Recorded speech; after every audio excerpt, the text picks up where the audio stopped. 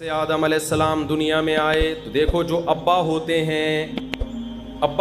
ہیں اللہ میاں نے جب ہمارے ابا کو پیدا کیا تو 100% نیچر پہ بنایا. 100% کس پہ بنایا؟ نیچر پہ. کیونکہ انسان کی ابتدا ہے نا, تو بالکل کیسے ہوں گے وہ؟ نیچر پہ. پھر جو قومیں آئیں وہ 100% نیچر پہ تھیں. پھر انسان جب پیغمبروں کی تعلیمات سے دور ہوا تو نیچر سے آہستہ آہستہ ہٹنا شروع ہوا. تو نماز پڑھنا یہ ہماری نیچر کا حصہ ہے. اب میں آپ کو کہتا ہوں, یہ جو میں بار بار کہتا ہوں نا, میڈیکل سائنس ایک الگ فیلڈ ہے اور مذہب ایک الگ, یقیناً ایسا ہی ہے. لیکن مذہب کو فالو کرنا اس اعتبار سے کہ آپ کی نیچر کا حصہ ہے, اور میڈیکل سائنس سب سے زیادہ فوکس کس کو کرتی ہے؟ نیچر کو. کسی بھی ڈاکٹر سے پوچھ لو, وہ کہہ رہے ہیں کہ نیچرل غذائیں کھائیں, نیچرل لائف اسٹائل ہونا چاہیے. اگر آپ نیچرل لائف اسٹائل نہیں رکھتے, جائیدادیں کھا لو, آپ کی صحت اچھی نہیں ہو سکتی. رات کو جلدی سونا یہ نیچر ہے یا نہیں ہے؟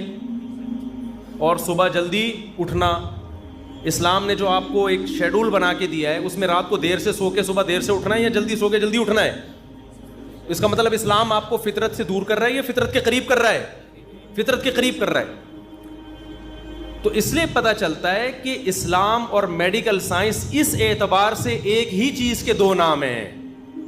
نہیں آئی بات سمجھ میں؟ اگر آپ کو اپنی صحت کو بھی مینٹین رکھنا ہے, انسان کا بچہ بن کے زندگی گزارنی ہے, ہر لحاظ سے فٹ رہنا ہے, تو آپ کو بالآخر اسلام ہی کو فالو کرنا پڑے گا. اس کے بغیر آپ صحت مند بھی نہیں ہو سکتے. تو روزہ جو اللہ نے فرض کیا نا, نماز, یہ ہماری صرف روح کی ریکوائرمنٹ نہیں ہے, یہ ہماری باڈی کی بھی ریکوائرمنٹ ہے. سمجھتے ہو کہ نہیں سمجھتے؟ سچ بولنا یہ صرف ہماری روح کی ریکوائرمنٹ نہیں ہے, یہ ہماری باڈی کی بھی ریکوائرمنٹ ہے. اب میں آپ کو مثال دیتا ہوں. آپ کہیں گے مفتی صاحب ابھی تو آپ کہہ رہے تھے چوری کا انڈا کھاؤ یا حلال انڈا کھاؤ, پروٹین تو سیم پیدا ہوں گے, تو پھر مذہب چوری کا انڈا کھانے سے منع کیوں کر رہا ہے؟ بھائی صرف آپ کو پروٹین کی ضرورت نہیں چاہیے, مینٹلی ہیلتھ بھی چاہیے. وہ چوری کر کے وہ مینٹلی ہیلتھ آپ کو حاصل نہیں ہو سکتی, کیونکہ نیچر کے خلاف ہے حرام کھانا. آپ کی باڈی ڈسٹرب ہوگی, آپ بے سکونی میں جاؤ گے. ہو سکتا ہے آپ پروٹین کا ایک کنستر بن جاؤ, گھی کا ڈبہ بن جاؤ آپ, لیکن آپ خودکشی سے مرو گے. چوری کرنے والے کبھی بھی سکون میں نہیں ہوتے. میڈیکل سائنس کوئی فرق نہیں کرتی نکاح اور زنا میں, کہتی ایک سیم پروسیس ہے, نکاح میں بھی وہی, زنا میں بھی وہی. لیکن حقیقت یہ ہے کہ زنا کرنے والے اسٹریس اور ڈپریشن میں جاتے ہیں, نکاح کرنے والے اتنی ٹینشنیں لے کے بھی وہ ٹینشن نہیں لیتے, کیونکہ نیچر ہے. بہت مشکل ہے بھائی, رہنے دو یار. ہو سکتا ہے میڈیکل سائنس کہے کہ روزہ رکھنے سے آپ نتھرنا شروع ہو جاؤ گے, جو تھوڑے بہت آپ میں پروٹین رہ گئے ہیں وہ مارکیٹ سے کیا ہو جائیں گے؟ شارٹ ہو جائیں گے, کمزور ہو جاؤ گے. این ممکن ہے, میں نہیں کہتا کہ ڈاکٹر ایسا کہتے ہیں نہیں کہتے, یہ ڈاکٹروں سے پوچھے جا کے, وہ جو بھی کہتے ہیں. ہم نے تو مذہب کو فالو کرنا ہے نا, روزہ تو رکھنا ہے, وہ تو اللہ کے حکم پہ رکھنے, ڈاکٹروں کے مشورے تھوڑی رکھنے ہیں. ہو سکتا ہے وقتی کمزوری ہو سکتا ہے وقتی نقصان ہو, لیکن نتیجے کے اعتبار سے نقصان بولو نہیں. روزہ صحت کے لیے نقصان دہ ہوتا تو یہ نیچر کے خلاف ہوتا, نیچر کے موافق نہیں ہوتا. پھر قرآن کا یہ دعویٰ غلط ہو جاتا, فطرت اللہ التی فطر الناس علیہا, یہ انسان کی وہ نیچر ہے جس پہ میں نے انسان کو پیدا کیا, اسلام. تو اسلام ایسی بات کا آرڈر نہیں دے سکتا جو انسانیت کے لیے فائدہ کے بجائے کیا ہو؟ نقصان ہو. تو یہ جو پھوڑنا پھاڑنا ہے نا, اتنا پھوڑ رہے ہو, یہ آپ کی صحت کے لیے نقصان دہ ہے. رسول اللہ صلی اللہ علیہ وسلم نے فرمایا بدترین برتن اللہ کی نظر میں, بدترین برتن جو بھرا ہوا ہو وہ انسان کا معدہ ہے. سمجھ میں نہیں آ رہی بات؟ اللہ کو کوئی ٹرے چاولوں سے بھری ہوئی ہو نا, فل بھری ہوئی, اللہ کو بری نہیں لگے گی. وہ کوئی دیگ اتنی بھری ہوئی ہو, اوپر تک ڈھکن ہی نہ بند ہو رہا ہو, اللہ کو بری. کوئی شاپر بریانی سے بھرا ہوا ہو, اللہ کو برا نہیں لگے گا. تون کسی کی دیگ کی طرح بھری ہوئی ہو, اللہ کو یہ عمل بہت, اب بولا نہیں جا رہا. دیکھو ابھی شادیوں کی بات کرتا, فوراً 4 پہ انگلیاں اٹھا لیتے یوں کر. نہیں آ رہی نا بات؟ سب سے زیادہ جو برتن جو انسان کا پیٹ اور معدہ ہے نا، اللہ کو یہ بھرا ہوا برا لگتا ہے، بالکل بھی اچھا نہیں لگتا۔ تو زیادہ کھانا، پھوڑنا، پیٹ بھر کے کھانا، اس سے پتہ چلتا ہے یہ صحت کے لیے مفید نہیں ہے۔ ہوتا تو اللہ حکم دیتے جب بھی کھاؤ اتنا کھاؤ کہ تمہیں اسٹریچر پہ لوگ اٹھا کے گھر لے کے جائیں۔ ایک بدعتی مولانا صاحب تھے، ان کا جب انتقال ہو گیا نا تو کسی گھر میں تیجے کی دعوت تھی۔ تیجا 40واں ہوتا ہے نا مردوں کے کھانے، پتہ نہیں کیسے حلق میں کیسے اترتے ہیں مردوں کے کھانے لوگوں، میت کے کھانے عجیب سے ہی ہوتے ہیں یار، کھاتے کیسے ہیں لوگ؟ تو تیجے کا کھانا تھا کسی کے ہاں، تو بچوں کی ماں نے بولا کہ بیٹا آج تم بریانی کھانے جا رہے ہو، کل شریف کی بریانی ہے، سویم کی بریانی ہے، دیکھو اپنے باپ کی روح کو تکلیف نہ پہنچانا، ایسے کھانا جیسے تمہارا باپ کھایا کرتا تھا، تمیز سے کھانا، پھوڑ پھاڑ کے آنا، تاکہ تمہارے باپ کی روح کو قبر میں کیا ملے؟ سکون ملے۔ بچے گئے کھانا شروع کیا، بہت کھایا، کھائے جا رہے ہیں، ماں کی نصیحت یاد آ رہی ہے، کوئی کھانچا خالی نہیں ہونا چاہیے، اتنا کھا لیا کہ اب چلا نہیں جا رہا، مدت ذلہ العالیہ، جو سامنے آیا کھا لیا،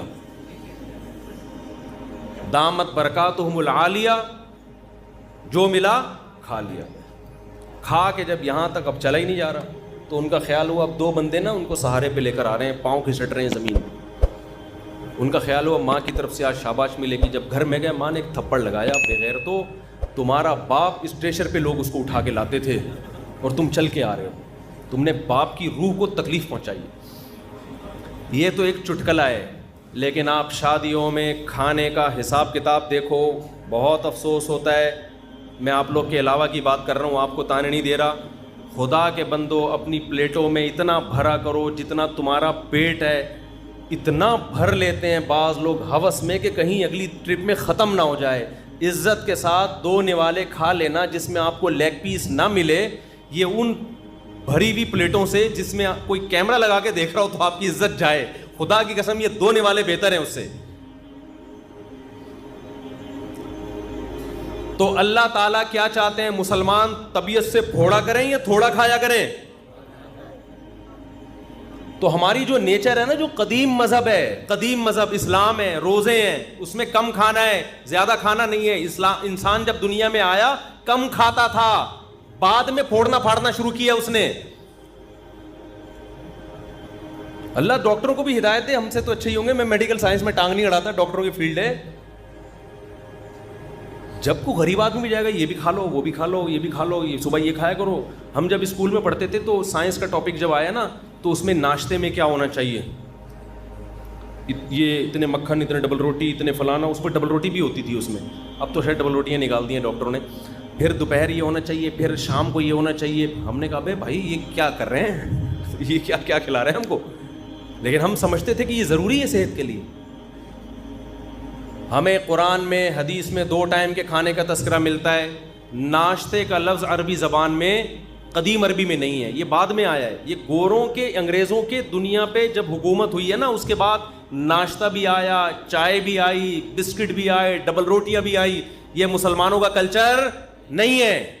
ہمارا کلچر نمکین لسی تھا، کولڈ ڈرنک نہیں تھا۔ ہمارا کلچر روٹی تھی، اور وہ بھی بغیر چھنے آٹے کی روٹی، چکی کے آٹے کی روٹی۔ باپ دادا سے پوچھ لو اپنے، ڈبل روٹیاں ہمارا کلچر نہیں تھا۔ یہ گوروں کے آنے کے بعد ہم، کیونکہ وہ تو، ہم تو اسلام کو فالو کرتے تھے نا، ہمارے باپ دادے، ہمارے حضرت فرمایا کرتے تھے ہم ناشتہ جانتے نہیں تھے ہوتا کیا ہے، ہمیں تو بعد میں جب انگریز آیا ہے نا، ہمارے باپ دادے بتایا کرتے تھے، وہ اس وقت بھی ہمارے حضرت کے دور تک ناشتہ کا رواج نہیں تھا۔ اب صبح اٹھ کے کہتے ہیں کھانا بہت ضروری ہے، خالی پیٹ نہیں رہنا چاہیے۔ کچھ بھی نہیں ہوتا میرے بھائی خالی پیٹ سے، بھوک سے لوگ نہیں مرتے، بہت کم ریشو ہے بھوک سے مرنے والوں کا۔ جتنے لوگ مر رہے ہیں نا، کھا کے مرے ہیں، سارے کھا کے مرے ہیں۔ شوگر بھوکا رہنے سے ہوتی ہے، کھانا کھانے سے ہوتی ہے۔ اچھا لوگ میرے بیان پہ جب اعتراض کرتے ہیں تو ان سے میں ایک بات کہتا ہوں، کائنڈلی کسی بھی چیز کی پوری تحقیق کر لیا کریں اور بندے کا مطلب سمجھا کریں. میں نے ایک دفعہ بیان میں کہا جو میٹھا بہت کھاتے ہیں شوگر ہوتی ہے، تو کسی نے کہا میٹھا کا شوگر سے کوئی تعلق نہیں ہے. مجھے پتا ہے میٹھے کا شوگر سے کوئی تعلق نہیں ہے، میٹھا کھانے سے شوگر نہیں ہوتی، لیکن میٹھا کھانے سے وزن بڑھتا ہے، اور وزن بڑھنے سے کیا ہوتی ہے؟ شوگر. تو اتنے بیوقوف ہم ہیں نہیں جتنے لوگ سمجھ رہے ہیں ہمیں. میٹھا کھانے سے وزن تو بڑھے گا نا، اور وزن تو ہر بیماری، کینسر وزن بڑھنے سے ہوتا ہے. تو اتنے بیوقوف ہم ہیں نہیں. تبصرہ کرنے سے پہلے تھوڑا سا سوچ لیا کرو. ویٹ بڑھنا ہے، ویٹ تو ویٹ کھانا کھانے سے بڑھتا ہے یا کھانا چھوڑنے سے بڑھتا ہے؟ کھانے سے بڑھتا ہے، کھانے سے بڑھتا ہے. اوپر جتنے جائیں گے نوالے اتنا ویٹ بڑھے. تو اس لیے میں جو اصل بات، یہ میرا آخری بیان ہے نا آج کرنے پھر میرا سفر ہے، پھر میں رمضان میں آؤں گا، یعنی بیچ میں آؤں گا رمضان کی. سنو میری بات، آخری بات بالکل سچی مچی کی آخری. دیکھو یہ جو رمضان ہے نا، اللہ نے آپ کو موقع دیا ہے روحانی طاقت کے لیے بھی اور جسمانی طاقت کے لیے بھی. اس رمضان میں روحانی کام بھی کرو، گناہ چھوڑو. کیا کرنا ہے؟ تمام کبیرہ گناہوں کی لسٹ بنا لو. یہ کرتا ہوں، فحش فلمیں آج کل بہت نوجوانوں میں رائج ہو گئی ہیں، اس کو گناہ سمجھنا چھوڑ دیا ہے. یہ گناہ، ماں باپ کے ساتھ بد کلامی، بہنوں کی وراثت نہیں دے رہا، جھوٹ بولنا، سارے گناہوں کی. ہمارے استاذ کہا کرتے تھے گناہوں کو نا ڈائری میں لکھو، لسٹ بناؤ کہ میری زندگی کا عزم ہے کہ ان گناہوں کو میں نے اپنی زندگی سے نکالنا. اس کے لیے پلاننگ کرو. تو رمضان سے بہترین پلاننگ کا ٹائم آپ کے پاس کوئی بھی نہیں ہے. سمجھتے ہو؟ تمام گناہوں کو اپنی زندگی سے نکالنا ہے. عزم کرو اس رمضان میں 5 ٹائم تکبیر اولیٰ کے ساتھ ہم نے نماز پڑھنی ہے. یہ عزم کرو. عزم کرو رمضان میں 20 رکعت تراویح پڑھنی ہے. دیکھو اسلاف کے دور میں 20 رکعت تراویح تھی. 8 رکعت تراویح ہمیں کسی صحابی تابعی سے نہیں ملتا.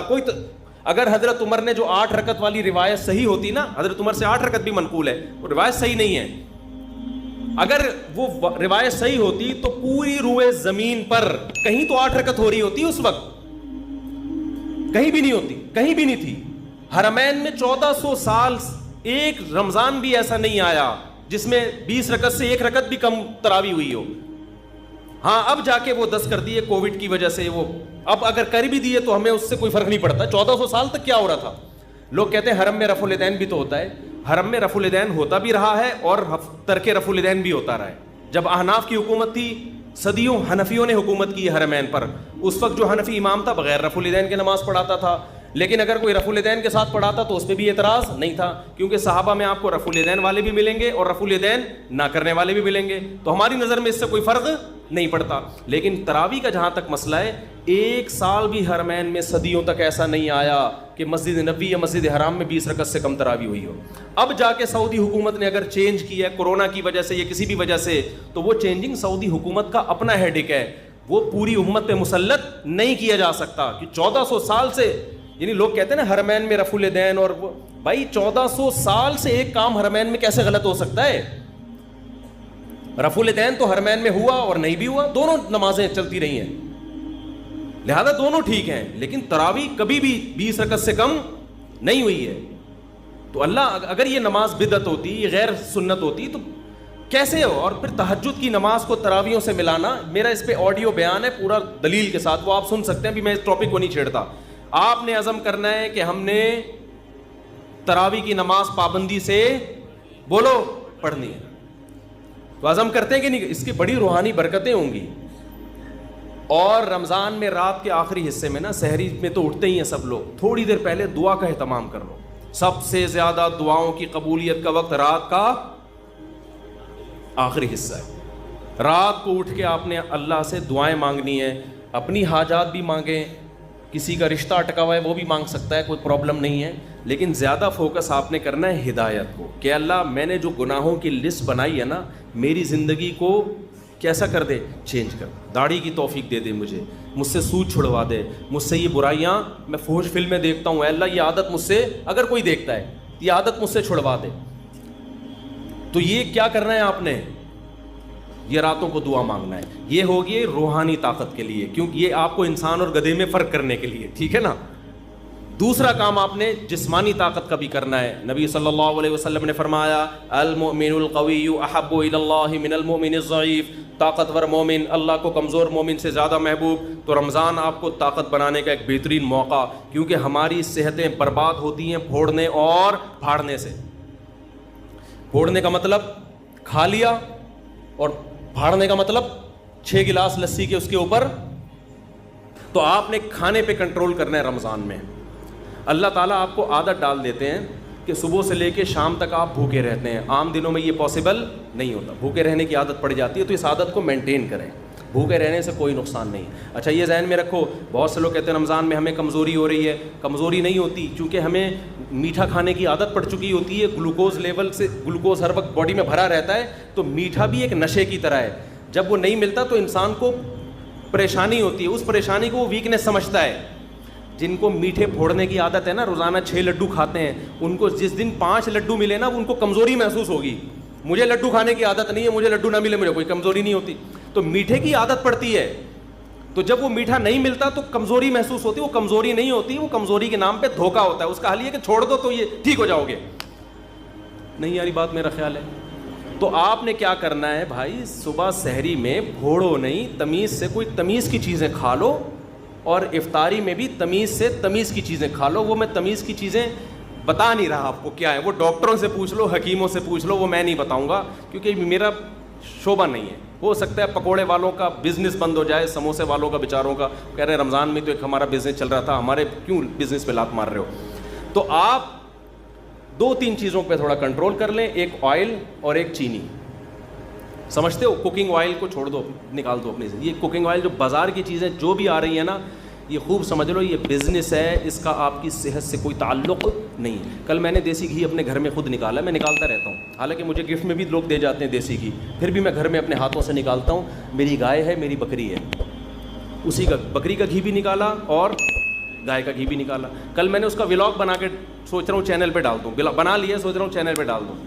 اور اس میں بتا رہا ہوں کہ میں گھی نکالنے کے طریقے نہیں بتا رہا, یہ نیٹ پہ آپ کو بہت اچھے مل جائیں گے. میں صرف یہ بتا رہا ہوں کہ آپ گھر میں جب فارغ ہو نا, تو ان ایکٹیویٹیز میں اپنے آپ کو کھپائیں. PUBG سے آپ کی جان چھوٹ جائے. ایک واشنگ مشین لے لے, 10-15 ہزار کی پلاسٹک کی آتی ہے.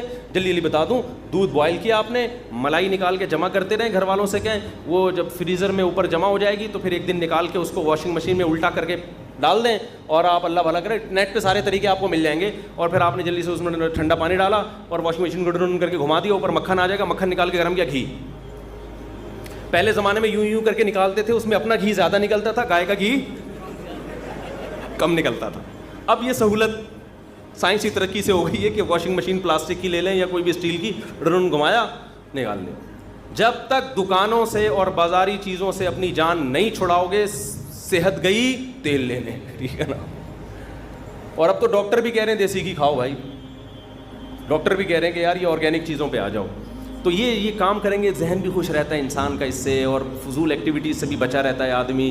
تو اب تو ڈاکٹر بھی کہہ رہے ہیں کہ گائے گھر پال کے دودھ پی لو تو ٹھیک ہے, بازار کے بھینس کا کوئی بھروسہ, ٹیکے لگا کے پتہ نہیں کیا نکل, خیر ڈبوں سے پھر بھی بہتر ہے. تو آپ رمضان میں نا میٹھا کم کر کے اپنی صحت کو بہت اچھا بولو کر, بازاری چیزیں کیا کر دو, چھوڑ دو. شربت پینا ہے تو شہد اور لیمن ڈال کے پی لیا کرو. میں بھی چینی پی لیتا ہوں, اتنا نیک میں بھی نہیں ہوں جتنا ممبر پہ لگ رہا ہوں آپ کو, لیکن کوشش تو کر سکتا ہے نا انسان, باتیں تو اچھی کرے نا آدمی. تو اس رمضان میں نا تھوڑا سا خوراک پہ کیا کر لو, کنٹرول کر لو, اچھی چیزیں کھا لو. اور جو غریب آدمی جو بیچارہ نہیں کھا سکتا, تو غریبوں کی صحت ویسے ہی ٹھیک رہتی ہے.